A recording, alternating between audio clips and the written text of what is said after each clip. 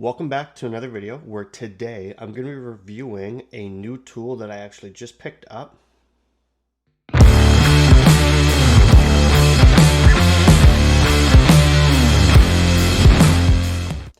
So I was at Home Depot earlier this week and I ended up seeing this Jobsite radio in the clearance section. And I've been looking to replace the radio that I've been using when working on site, and the price on this was too good. I couldn't pass it up.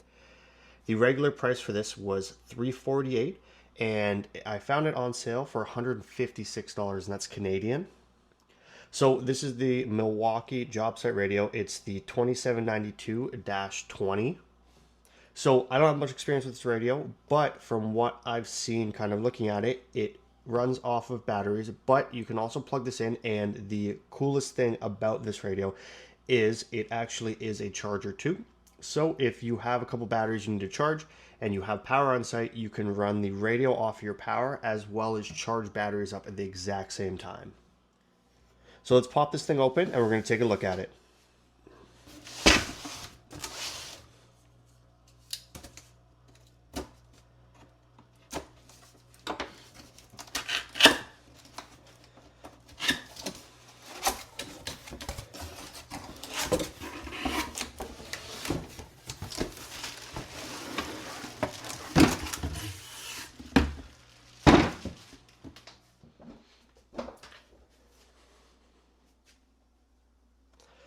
So looking at the radio, first impression wise, it's a pretty decent size. It's a bit smaller than some of the DeWalt ones that I've seen. And it's got a nice carrying handle on the side here, as well as the top. The other side, we have an antenna, so you can pick up radio channels. Your power cord is situated here on the rear. The charging is enclosed actually, which is great. So if you're not charging a battery, it'll help you keep dust out of that. So that's fantastic.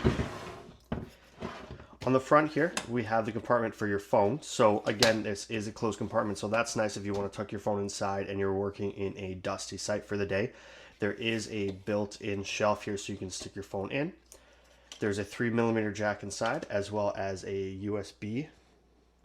And it is Bluetooth, of course, which is great. The only thing I've noticed right away, taking those to the box, is it is a little bit heavier than some of the other radios I've seen. And I weighed this, it's coming in at 16.8 pounds. So you're just under 17 pounds. So it's something that when you set it up, you're not really going to go on and moving it around all day long because it does have a bit of weight to it. The construction is nice. It is very heavy duty. There are 4 rubberized pads here on the bottom, which are going to stop the radio from sliding around once you've positioned it where you want it on a lot of different materials between like concrete, hardwood, plywood. So let's plug this thing in and we're going to give it a shot. So we've got a few settings here we're going to play around with. So to turn the radio on, you're going to push the middle button here, which is the volume. And we have it on the FM right now. And I'm going to be cautious on what I play here because I don't want the video to get demonetized. But looking at the volume here already, I'm only at 3 bars and it's pretty loud. London and downtown Exeter. We went just under half there and we had quite a bit of volume. So I think if you were to max this thing out, you'd get pretty loud. So we've got our modes here.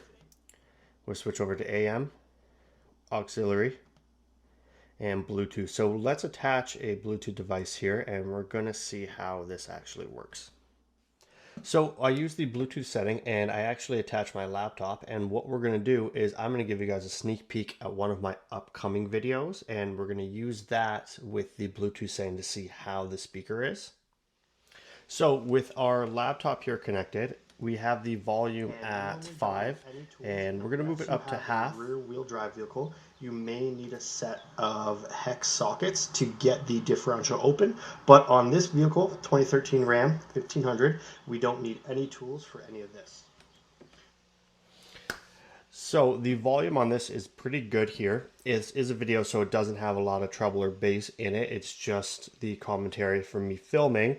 But this is nice and loud on the speaker here, but we do have the EQ settings, so if you're playing specific types of music, we can actually go in and adjust the EQ. So the volume level of the video compared to the radio commercial that was on the radio is a lot louder because of the actual treble and bass that are in the radio tone for it, compared to just playing my video off of my laptop. And I've tested this with some songs already, and it is quite loud, which is great. So if you're working in a big house and you want the music to travel throughout the entire house while you've got a crew of other guys working with you, this is a great option. And when we're looking at the bass and the treble here, we are just flat in the middle on the bass as well as the treble. So there is definitely adjustment here for you depending on the type of music that you're listening to. For comparison, when it comes to volume, I had the volume maxed out for the laptop and it was pretty good, but on the radio, just with standard music, I put it around 3 or 4, and that is more than loud enough to travel. So let's test out the charging function here on the rear.